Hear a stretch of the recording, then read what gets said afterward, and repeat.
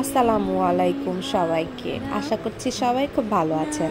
তো সকাল সকাল বের হয়ে পড়লাম। আজকে আমরা কোথায় যাচ্ছি সেটা একটু পরেই জানতে পারবেন।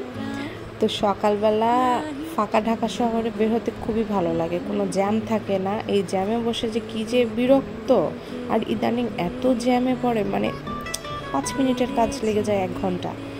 তো আমরা এই যে স্টেশনে চলে এসেছি। আমাদের ট্রেন অলরেডি, এই ট্রেনটা না কাল রাতে মানে আসে আর সকালবেলা আবার যায়, সেজন্য ট্রেন প্ল্যাটফর্মেই থাকে। ট্রেন লেটের কোনো চান্স থাকে না, মানে নিজেরা লেট না করলেই হলো। নিজেরা 2 মিনিট কি 1 মিনিট লেট হলেই এই ট্রেন চলে যায়। কিছুদিন আগে মা এরকম একবার এই ট্রেন লেট, মা পৌঁছাতে ট্রেন ছেড়ে দিছে।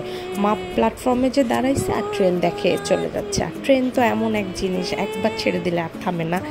তো আর বাস না যে ভাই দাঁড়াও আমি যাব, আমাকে নিয়ে যাও, এরকম একটা ব্যাপার। ট্রেন তো আর সে ব্যবস্থা নাই।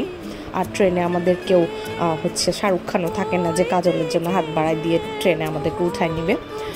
তো আমাদের ট্রেন 10টা 45-এ, আমরা পৌঁছে গেছি 9টা 9:30 ভিতরে পৌঁছেছি। এই যে এখন আমরা প্ল্যাটফর্মে ঘোরাঘুরি করছি। আর আমার ছেলে কখনোই ট্রেনে উঠিনি, আজকে ওর ফার্স্ট টাইম ট্রেন জার্নি। তো আজকে আমরা যশোর যাচ্ছি। যশোর যেতে আগে আমাদের লাগতো 7-8 ঘন্টা, 6-7 ঘন্টা তো মিনিমাম লাগতো। মানে ট্রেন তো ওই যে দুনিয়া ঘুরে ঘুরে যে অনেক সময় লাগতো। আর এখন তো পদ্মা সেতু হওয়াতে ট্রেনে যেতে মাত্র 2.5 ঘন্টার একটু বেশি সময় লাগে, 3 ঘন্টাও লাগে না। অল্প সময়ের ভিতরে আমরা পৌঁছে যেতে পারি যশোর। কিন্তু সমস্যা হচ্ছে এই টিকিটটা পাওয়া খুবই ঝামেলা। মানে অনলাইনে টিকিট তো খুবই তাড়াতাড়ি সেল হয়ে যায়, আর কাউন্টারে যে পাওয়া যায় না ওভাবে।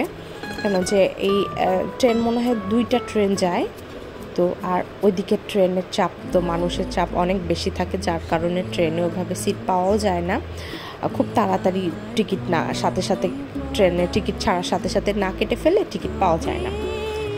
আর এই ট্রেনটা ঢাকা থেকে বেনাপোল যায়। তো বেনাপোলে যারা যায় তাদের ইন্ডিয়ায় যাওয়ার জন্য তো এই ট্রেনটাই মানুষ ওখানে বেনাপোলে নেমে তারপরে যায়।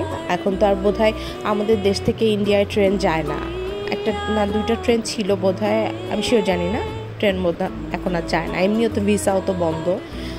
তো এই ট্রেনটা বেনাপোল যায়। তো আমরা আমাদের ট্রেন ছেড়ে দিছে, পদ্মা সেতু পার হয়ে গেছি আমরা। এবং এই যে ট্রেনে বসে বসে এই প্রকৃতি দেখতে কী যে ভালো লাগে।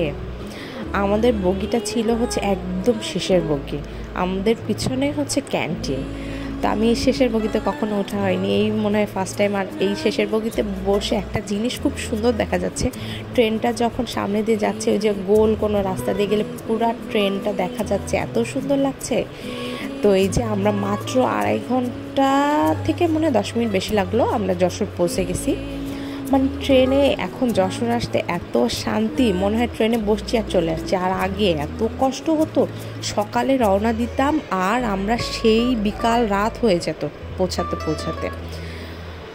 তো 6 মাস পর বোধহয় যশোর আসলাম, লাস্ট সেপ্টেম্বরে যশোর এসেছিলাম। আর এই যে গাছে মাশাল্লাহ অনেক অনেক অনেক আম হয়েছে, মানে দেখেন একদম থোকায় থোকায় আম ধরে আছে।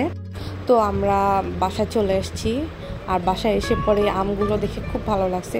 তারপরে আমি এই যে কাঁচা আম আমি খাই না, কাঁচা আম দেখে অনেকেরই জিভে একদম পানি চলে আসে, বাট আমি কাঁচা আম আমার পছন্দ না, আমি পাকা আম খুব পছন্দ করি। তো আজকের ভিডিও এই পর্যন্তই, ভালো থাকবেন সবাই।